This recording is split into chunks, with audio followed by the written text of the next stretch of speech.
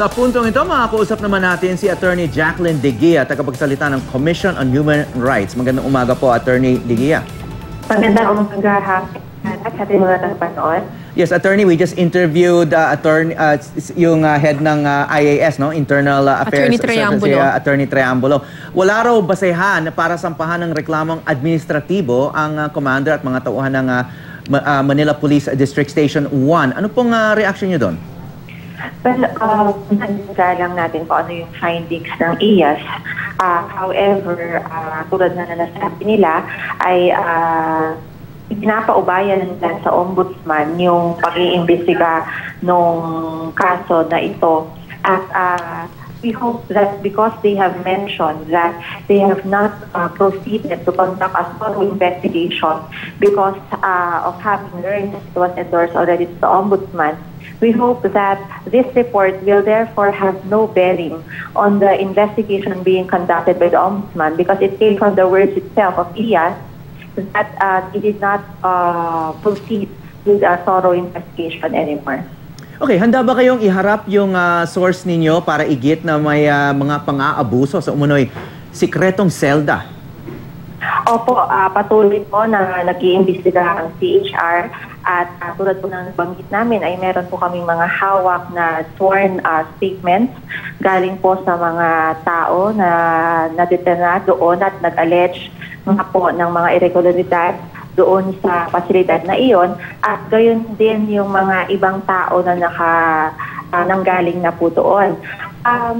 If we also examine the PNP-IAS report, they have mentioned that the placing of a cabinet in front of a detention cell was meant as a security measure. But this is something that is irregular under the circumstances and which we cannot also find as a similar practice in other detention facilities. And if this was a security precaution, it also raises the question whether this is a sufficient security measure that would now say that they have exercised due diligence. Kasi po, kung alam natin na ayaw nating matakasan ng isang preso, it will take more than a cabinet to hold them inside the detention facility. Otherwise, they will be held negligent for the escape of said detainees. And mabanggit ko rin po na in the previous years, dahil po ang pag-conduct ng jail visitation ay isang regular function ng CHR at ginagawa po namin taon-taon. In fact, in the previous years, we have visited more than a majority of the detention facilities buong bansa. We have noted that this detention facility was not known to the CHR nor was shown to us during our conduct of jail visits in the previous years. At hindi rin po ito na-deklara doon sa mga previous submissions ng MPD Station 1 alinsunod po sa nakasaad sa RA 9745. So ma'am, ang sinasabi niyo po, kasi ang sinasabi dun sa report, 5 years na daw in existence itong detention cell na ito, detention facility na ito. Hindi po kayo naniniwala dito?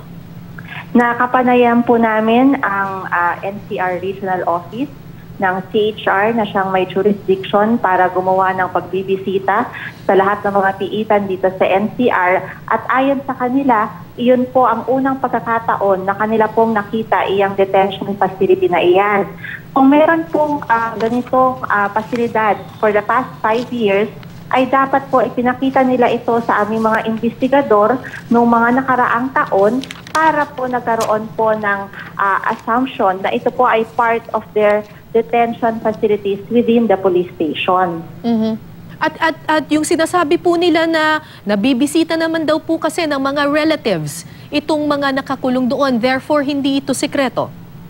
Well, ang interpretation po niyan ay subjective. Kasi sabi po natin doon sa RA 9745, para hindi ma-consider na secret detention cell, ay kailangan dinideclare ng lahat ng jail authorities yung listahan ng kanilang detention facilities. At binavalidate po namin iyan doon po sa sinasagawa naming mga jail visits.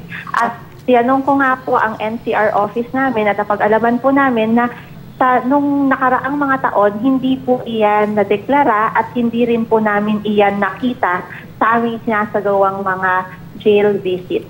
Okay, maraming salamat po sa inyo, Attorney Jacqueline De Guia, tagapagsalita ng Commission on Human Rights. Maraming salamat po.